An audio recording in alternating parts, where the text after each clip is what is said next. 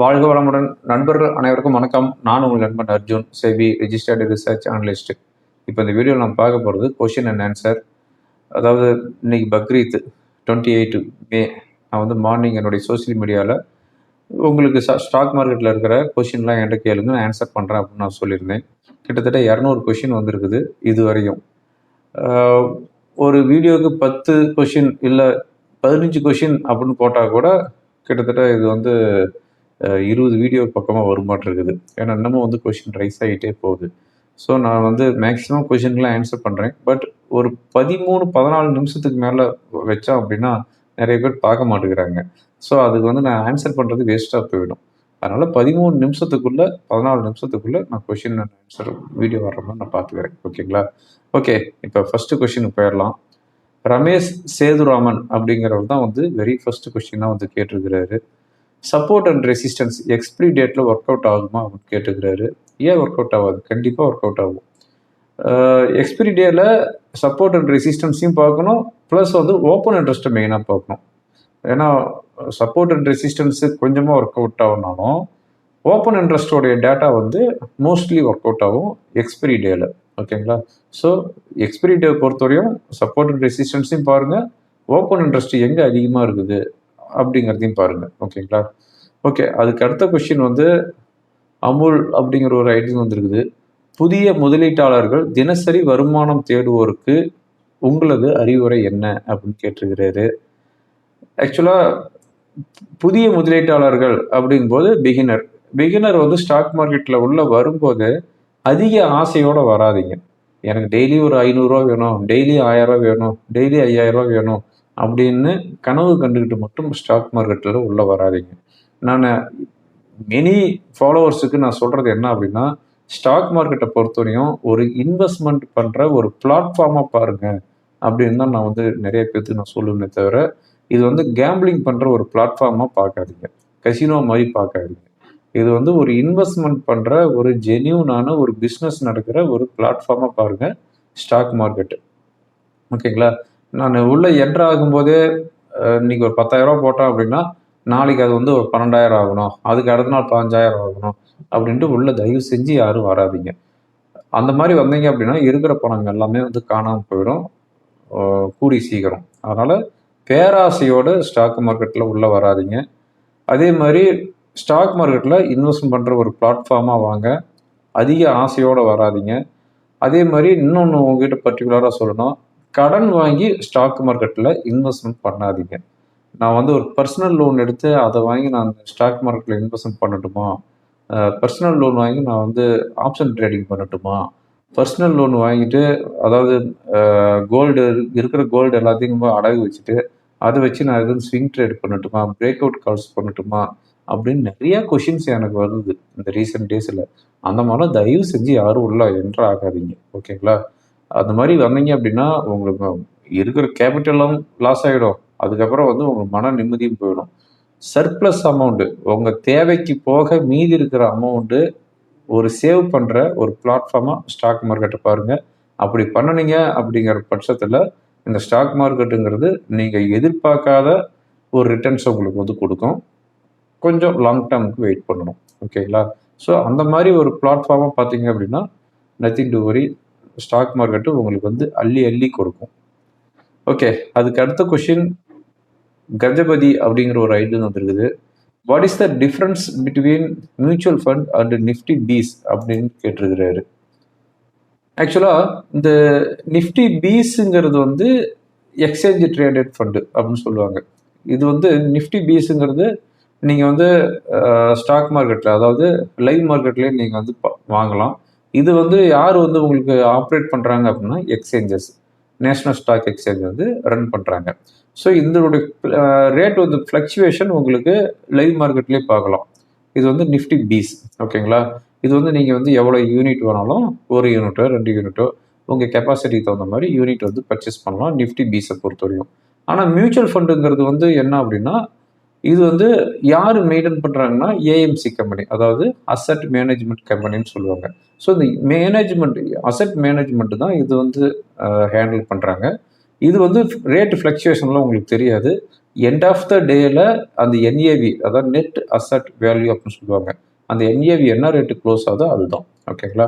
So இதுதான் வந்து Nifty பீஸுக்கும் mutual ஃபண்டுக்கு இருக்கிற டிஃப்ரென்ஸு. அது மட்டும் இல்லாமல் லைக் இது வந்து நீங்கள் நிஃப்டி பீஸ் பண்ணணும் அப்படின்னா உங்களுக்கு வந்து டிமேட் அக்கௌண்ட் வேணும், ட்ரேடிங் அக்கௌண்ட் வேணும். மியூச்சுவல் ஃபண்டு பண்ணணும் அப்படின்னா நீங்கள் மியூச்சுவல் ஃபண்டு ஏஎம்சியில் மட்டும் ஒரு அக்கௌண்ட் ஓப்பன் பண்ணால் போதும். அதே மாதிரி நீங்கள் நிஃப்டி பீஸ் பண்ணுறதுக்கு உங்களுக்கு வந்து ப்ரோக்கரேஜ் வரும், டிபி சார்ஜஸ் வரும், எக்ஸ்சேஞ்ச் லீவி, ஸ்டாம்ப் டியூட்டி இதெல்லாமே நீங்கள் வந்து பே பண்ணுறது வரும். ஆனால் மியூச்சுவல் ஃபண்டை பொறுத்தவரையும் உங்களுக்கு வந்து எக்ஸ்பென்சஸ் ரேஷியோ மட்டும்தான் நீங்கள் வந்து பே பண்ணுற மாதிரி இருக்கும். ஸோ இதுதான் டிஃப்ரென்ஸு. நிஃப்டி பீஸை பொறுத்தவரையும் ஸ்டாக் மார்க்கெட்டில், அதாவது லைவ் மார்க்கெட்டில் நீங்கள் வந்து எவ்வளோ யூனிட் வேணுமோ தான் வாங்கிக்கலாம். ஆனால் மியூச்சுவல் ஃபண்டை பொறுத்தவரையும் அது செப்பரேட். ஓகேங்களா? ஓகே, இப்போ அடுத்த கொஷின். டிபி தினேஷ் விலாக்ஸ் அப்படிங்கிற ஒரு ஐடி வந்துருக்குது. Adani Total Gas, Adani Energy அப்படின்னு சம் டார்கெட் கேட்டுக்கிறாரு.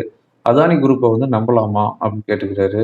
அதானி குரூப்பை வந்து நம்பலாமா அப்படின்னா இந்த பீரியட் இருக்கிற வரையும் நம்பலாம். அதாவது 2029 வரையும் நீங்கள் வந்து அதானி குரூப் ஆஃப் கம்பெனி வந்து நம்பலாம். காரணம் என்னென்னா, ஹிண்டன்பர்க் அப்படின்ட்டு ஒரு ரிசர்ச் டீமையே வந்து தூக்கிட்டாங்க. இவங்க வந்து லாஸ்ட் இயர் ஒரு 3 வருஷத்துக்கு முன்னாடியே வந்து அதானி குரூப் ஆஃப் கம்பெனி பற்றி சம் ஸ்கேம்லாம் கொடுத்துட்டு இருந்தாங்க யூஎஸில் இருக்கிற இந்த ரிசர்ச் டீமு. அதுக்கப்புறமா வந்து என்ன ஆச்சுன்னு தெரியல, திடீர்னு ஒரு நாள் இனிமேல் நாங்கள் வந்து இந்த ரிசர்ச் டீமுக்கு நாங்கள் வரமாட்டோம் அப்படின்ட்டு அவங்க வந்து அவங்க கம்பெனியே க்ளோஸ் பண்ணிட்டு போயிட்டாங்க. அதுக்கப்புறம் யூஎஸில் கோர்ட்டில், அதாவது செக்யூரிட்டிஸ் எக்ஸ்சேஞ்ச் கமிஷன், அங்கே வந்து ஒரு கேஸ் வந்து ஃபைல் பண்ணியிருந்தாங்க அதானி குரூப் ஆஃப் கம்பெனியில். அதையும் வந்து இப்போ சால்வ் பண்ணிட்டாங்க. அதுக்கு வந்து சம் பெனல்ட்டி சொல்லியிருந்தாங்க. அந்த பெனல்ட்டியும் வந்து பே பண்ணிட்டு சால்வ் பண்ணிட்டாங்க. ஸோ அதானி குரூப் ஆஃப் கம்பெனியை பொறுத்தவரையும் நம்பலாம் இந்த பீரியட் இருக்கிற வரையும். அதுக்கப்புறம் என்னங்கிறது அதுக்கப்புறம் தான் தெரியும். ஓகேங்களா? ஸோ இந்த அதானி குரூப் ஆஃப் ஸ்டாக்கும் இப்போ வந்து நல்ல ஏர்னிங்ஸ் போட்டு கொடுத்துட்ருக்குறாங்க. அதனால் இந்த ஸ்டாக்கெல்லாம் கொஞ்சம் நம்பலாம். ஓகே, அதுக்கு அடுத்த வந்து குமரேசன் ஃப்ரம் திருச்சியிலேருந்து கேட்டுக்கிறாரு. சார், நான் உங்கள் காம்போ பேக்கேஜில் ஜாயின் பண்ணியிருக்கேன். ட்ரேடிங் எனக்கு ஃபஸ்ட்டு டைம் சார். டெய்லி நீ ஃபியூச்சர் லெவல்ஸ் போடுறீங்க. பட் கால் சைடு எடுக்கலாமா இல்லை புட் சைடு எடுக்கலாமான்னு தெரியல. அதுக்கு கொஞ்சம் ஹெல்ப் பண்ணுங்க அப்படின்னு கேட்டுக்கிறாரு. ஆக்சுவலாக என்னுடைய பெய்டு கிளைண்ட்டுகளுக்கு Nifty level, bank Nifty level, Nifty future லெவல்னு கொடுப்பேன். ஸோ இந்த நிஃப்டி ஃபியூச்சர் லெவல் எதுக்காக கொடுக்குறேன் அப்படின்னா, அவங்க வந்து ட்ரேட் பண்ணணும் அப்படின்னா இது வந்து யூஸ் பண்ணிக்கலாம் அப்படிங்கிறதுக்காக. ஆக்சுவலாக இந்த நிஃப்டி ஸ்பாட் ஆகட்டும், நிஃப்டி ஃபியூச்சர் ஆகட்டும், இதனுடைய லெவல்ஸ் வந்து பார்த்தோம் அப்படின்னா ஃபர்ஸ்ட் லெவலில் விட்டுருங்க. செகண்ட் ரெசிஸ்டன்ஸ் கொடுக்குறேன் அப்படின்னா அது வந்து ஒரு ஸ்ட்ராங் ரெசிஸ்டன்ஸ் ஜோன். அந்த நிஃப்டி பொறுத்தவரையும் ஒரு 10 to 15 points plus or minus அந்த லெவல் வச்சுக்கிட்டு நீங்கள் அந்த லெவல் வரும்போது நீங்கள் ரிஸ்கி ட்ரேடராக இருக்கிறீங்க அப்படிங்கிற பட்சத்தில் அந்த செகண்ட் ரெசிஸ்டன்ஸ் லெவல் வரும்போது ஷார்ட் கிரியேட் பண்ணிவிட்டு ஒரு டைட் ஸ்டாப் லாஸ் வைக்கலாம். ஒருவேளை மார்க்கெட் வந்து டர்ன் ஆகலாம். ஓகேங்களா? சப்போஸ் அந்த செகண்ட் ரெசிஸ்டன்ஸ்க்கு மேலே சஸ்டெயின் ஆகுது அப்படிங்கிற பட்சத்தில் then will move to third ரெசிஸ்டன்ஸுக்கு போகும். ஒருவேளை தேர்ட் ரெசிஸ்டன்ஸும் பிரேக் ஆகுது அப்படிங்கிற பட்சத்தில் நான் ஸ்டாப்பாக போகும் மார்க்கெட்டு. அதே மாதிரி அப்படியே உல்ட்டாவாக செகண்ட் சப்போர்ட்டுக்கு வாங்க. செகண்ட் சப்போர்ட் வரும்போது அந்த செகண்ட் சப்போர்ட் நியர்பை வரும்போது 10 to 15 points plus or minus அதை வச்சுட்டு நீங்கள் வந்து ரிஸ்கி ட்ரேடராக இருந்தீங்க அப்படின்னா பை பண்ணலாம். அதை வந்து ஸ்டாப்பாக வச்சுக்கிட்டு சப்போஸ் அந்த செகண்ட் சப்போர்ட்டுக்கு கீழே சஸ்டெயின் ஆகிட்டு இருக்குது அப்படின்னா தேர்ட் ரெசிஸ்டன்ஸ் வரும். ஒருவேளை தேர்ட் ரெசிஸ்டன்ஸும் பிரேக் ஆகுது அப்படின்னா ஃப்ரீ ஃபால் அன்னைக்கு இருக்குது அப்படின்ட்டு அர்த்தம். ஓகேங்களா? ஸோ இதை வச்சு தான் நம்ம வந்து ட்ரேட் வந்து டிசைன் பண்ண முடியும். ஓகேங்களா? ரைட். அதுக்கு அடுத்ததான் வந்து ஸ்மார்ட் கிங் ராஜா அப்படிங்கிற ஒரு ஐடி வந்துருக்குது. Sir, good morning. நான் மியூச்சுவல் ஃபண்டு ஸ்டார்ட் பண்ண போயிட்டேன். என் நேமில் ஸ்டார்ட் பண்ணலாமா இல்லை சில்ட்ரன் நேமில் ஸ்டார்ட் பண்ணலாமா? சில்ட்ரனுக்கு 10 to 7 ஏஜ் ஆகுது. எது பெஸ்ட்டாக இருக்கும்? 25 இயர்ஸுக்கு மேலே கண்டினியூவாக நான் பண்ணலான்ட்டு இருக்கிறேன். அவருக்கு வந்து 42 ஏஜ் அப்படின்னு சொல்கிறாரு. அதாவது இந்த மாதிரி பண்ணும்போது மியூச்சுவல் ஃபண்டில் வந்து நீங்கள் மைனருக்கு அக்கௌண்ட் ஓப்பன் பண்ணி பண்ணுறீங்க அப்படின்னா அது கார்டினா வந்து உங்கள் அக்கௌண்ட் மெயின். ஸோ உங்களுக்கு தான் சோர்ஸ் ஆஃப் இன்கம் வந்து உங்கள் அக்கௌண்ட்லேருந்து தான் வருது. பட் கார்டியன் வந்து நீங்கள். ஓகேங்களா? ஸோ அந்த மாதிரி பண்ணலாம். பண்ணிவிட்டு அந்த சில்ட்ரனுக்கு வந்து மேஜர் ஆகுறாங்க அப்படிங்கிற பட்சத்தில் நீங்கள் வந்து அதில் வந்து ரிமூவ் ஆகிக்கணும். அப்போ வந்து நீங்கள் அவங்களுக்கு வந்து அந்த ஏஎம்சி கம்பெனிக்கு லெட்டர் கொடுக்கணும். இது மாதிரி இவங்க வந்து மேஜர் ஆகிட்டாங்க, நான் கார்டியன்லேருந்து நான் வந்து ரிமூவ் பண்ணிக்கிறேன் அப்படின்னு நீங்கள் லெட்டர் கொடுத்து அது வந்து அவங்க இதுலேயே நீங்கள் வந்து பண்ணிக்கலாம். பட் அப்போ தான் வந்து அவங்களுடைய இந்த மேஜர் ஆகிறாங்க பார்த்தீங்களா, அவங்களுடைய பேங்க் வந்து நீங்கள் வந்து ஆட் பண்ணணும். அது வரையுமே வந்து உங்கள் பேங்க்லேருந்து தான் அந்த அமௌண்ட் வந்துட்டுருக்கும். அப்படியும் பண்ணலாம். இன்னொரு ஆப்ஷன் இருக்குது. என்ன அப்படின்னா, இப்போ நீங்கள் உங்கள் நேம்லேயே பண்ணலாம். நீங்களே வந்து மியூச்சுவல் ஃபண்டில் எல்லாமே பண்ணலாம். பட் அது வந்து நாமினி அப்படின்னு ஒரு ஆப்ஷன் இருக்குது. அந்த நாமினியில் போயிட்டு நீங்கள் யார் வேணாலும் ஆட் பண்ணிக்கலாம். உங்கள் சன்னு, உங்கள் டாட்டரு, உங்கள் ஒய்ஃபு இவங்களெல்லாம் ஆட் பண்ணிவிட்டு ஒவ்வொருத்தருக்கும் எத்தனை பெர்சன்ட் ஷேரு அப்படிங்கிறத நீங்கள் பெர்சன்ட்டையும் நீங்கள் வந்து மென்ஷன் பண்ணலாம். ஓகேங்களா? ஸோ இப்போ நீங்கள் வந்து மியூச்சுவல் ஃபண்டு போடுறீங்க அப்படின்னா, உங்கள் சன்னுக்கு ஒரு 25% ஷேர் கொடுக்குறேன், டாட்டருக்கு 25% ஷேர் கொடுக்குறேன், என் ஒய்ஃபுக்கு 25% ஷேர் கொடுக்குறேன் அப்படின்ட்டு நீங்கள் அதிலே அந்த நாமினிலேயே வந்து ஷேர் வேல்யூ அந்த பர்சன்டேஜ் என்ன அப்படிங்கிறது மென்ஷன் பண்ணலாம். அந்த ஆப்ஷனும் மியூச்சுவல் ஃபண்டில் இருக்குது. இல்லை எனக்கு என் பையனுக்கு மட்டும்தான் நான் கொடுக்குறேன், 100% ஷேர் வேல்யூ நாமினி கொடுக்குறேன் அப்படின்னா அந்த பவர் வந்து 100% நீங்கள் கொடுத்துக்கலாம். ஸோ அந்த ஆப்ஷன்லாம் ஷேர் இதில் மியூச்சுவல் ஃபண்ட் இருக்குது. நீங்கள் அதில் வந்து செலக்ட் பண்ணிக்கலாம். ஓகே, அதுக்கு அடுத்ததாக வந்து அர்ஜுனன் ஸ்பேர் அப்படிங்கிற ஒரு ஐடி வந்து இருக்குது. What will happen to our market, go down or go up அப்படின்னு கேட்டுக்கிறாரு. மார்க்கெட் வந்து கண்டிஷன் சரியில்லைங்க. என்ன சொல்கிறது, 24,000 24,200 இப்போ வந்து இந்த ஈரான் யூஎஸ் இஷ்யூ நடந்துட்டு இருக்கனால ஆஸ் ஆஃப் நவ் மார்க்கெட்டோடைய கண்டிஷன் சரியில்லை. ஓகே, அதுக்கு அடுத்ததாக வந்து சதுரகிரி அப்படிங்கிற ஒரு ஐடி வந்துருக்குது. சார் வணக்கம், ஆப்ஷன் ட்ரேடிங் ஆபத்து என்றும் இன்ட்ராடே ட்ரேடிங் ஆபத்து என்றும் எனக்கு தெரிகிறது. அதனால் நீங்கள் கொடுக்க பிரேக் அவுட் ஸ்டாக் எடுத்தால் நன்றாக இருக்கும் என்று நினைக்கிறேன். இதை பற்றி உங்களுடைய கருத்து என்ன அப்படின்னு கேட்டுக்கிறாரு. ஓகே, ஆப்ஷன் ட்ரேடிங் ரிஸ்க்கு தான், அதே மாதிரி இன்ட்ராடே ட்ரேடிங் ரிஸ்க்கு தான். பிரேக் அவுட்டு வந்து அது மட்டும் ரிஸ்க் இல்லைன்னு யார் சொன்னாங்க? அதுலேயும் ரிஸ்க் இருக்குது. சம்டைம்ஸ் வந்து ஃபேக் பிரேக் அவுட்டு நடக்கும், அதாவது ஃபால்ஸ் பிரேக் அவுட் அப்படின்னு சொல்லுவோம், அதுவும் நடக்கும். அதனால் ஸ்டாக் மார்க்கெட்டு அப்படின்னு உள்ளே வந்துட்டாவே சப்ஜெக்ட் டு மார்க்கெட் ரிஸ்க்கு. அதனால் ரிஸ்க் இருக்குது, எல்லாத்துலேயுமே ரிஸ்க் இருக்குது. வீட்டை விட்டு வெளியே போனாலே ரிஸ்க் இருக்குது. ஓகேங்களா? அதனால் வந்து எல்லாத்துலேயுமே ரிஸ்க் இருக்குது. அதனால் எதில் ரிஸ்க்கு குறைவாக இருக்குது அப்படின்னா பிரேக் அவுட்டில் வந்து ரிஸ்க்கு வந்து குறைவாக இருக்கும். ஆப்ஷனை கம்பேர் பண்ணும்போது பிரேக் அவுட்டில் ரிஸ்க்கு கம்மியாக இருக்கும். ஏன்னா இன்றைக்கி ரேட் இறங்கினாலும் இல்லை இன்னும் ஒரு வாரம் அந்த ரேட் வழங்கினாலும் அதுக்கு அடுத்த வாரம் அந்த ரேட்டு வந்துடும், நம்ம வாங்கின ரேட்டு வந்துடும், வித்துட்டு எக்ஸிட் ஆகிடலாம். ஆனால் ஆப்ஷன் ட்ரேடிங் அப்படி கிடையாது. இன்றைக்கி நீங்கள் 100 ரூபா வாங்குறீங்கன்னா நாளைக்கு 80 ரூபா இருக்கும், அடுத்த நாள் 50 ரூபா இருக்கும், அதுக்கு அடுத்த நாள் 0வில் போய் க்ளோஸ் ஆகிடும். அதனால் பிரேக் அவுட்டில் ரிஸ்க்கு குறைவு, அட் த சேம் டைம் ரிவார்டும் வந்து உங்களுக்கு அதிகமாக இருக்கும். ஓகே, அதுக்கு அடுத்ததாக வந்து இளங்கோ மீரா அப்படிங்கிற ஒரு ஐடி வந்துருக்கு. பங்கு சந்தையில் ஆப்ஷன் பண்ணுறவங்க பணக்காரர் ஆக முடியுமா, இல்லை என்றால் எதை செய்தால் பணக்காரர் ஆக முடியும் அப்படின்னு கேட்டுக்கிறாரு.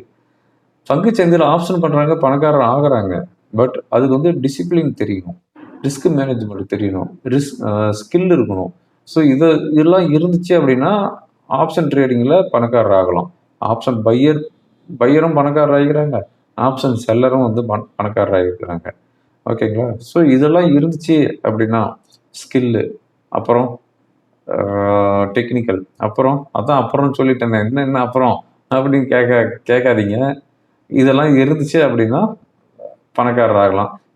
அப்படி இதுவுமே இல்லை, எதை செஞ்சால் பணக்காரர் ஆக முடியும் அப்படின்னு பார்த்தோம் அப்படின்னா இன்வெஸ்ட்மெண்ட் பண்ணலாம். ஓகேங்களா? நீங்கள் நிறைய பணம் வச்சுக்கிட்டு பண்ணுறீங்க அப்படின்னா இன்வெஸ்ட்மெண்ட் பண்ணலாம், பட் கொஞ்சம் லேட்டாக பிக்கப் பண்ணாலும் பணக்காரர் ஆகலாம். ஓகேங்களா? ஃபஸ்ட்டு 1 crore சேர்த்துறது ரொம்ப கஷ்டம். அந்த 1 crore சேர்த்திட்டோம் அப்படின்னா அதுக்கு அடுத்து 2nd crore வர்றது ரொம்ப ஈஸியாக இருக்கும். ஓகே, வாழ்க வளமுடன். பொள்ளாச்சி விக்னேஷ் அப்படிங்கிற ஒருத்தர் கேட்டிருக்கிறாரு. பொறுமை அண்ட் ஸ்கில் இருந்தால் F&Oவில் சக்ஸஸ் ஆக முடியுமான்னு கேட்டுக்கிறாரு. கண்டிப்பாக ஆகலாம். பொறுமையும் அந்த ஸ்கில்லும் இருந்துச்சு அப்படிங்கிற பட்சத்தில் F&Oவில் சக்ஸஸ் ஆகலாம். பொறுமைனா ரொம்ப பொறுமையாகவும் இருக்கக்கூடாது. அதாவது 200 ரூபாய்க்கு ஒரு ஆப்ஷன் வாங்கிட்டு 0 ஆகிற வரையும் வச்சுட்டு இருக்கிற அளவுக்கு பொறுமை இருக்கக்கூடாது. அதுக்கு ஸ்கில் இருக்குதுல்ல, அந்த ஸ்கில் வச்சு வெளியே வந்துடணும், ஏதோ ஒரு லெவலில் வெளியே வந்துடணும்.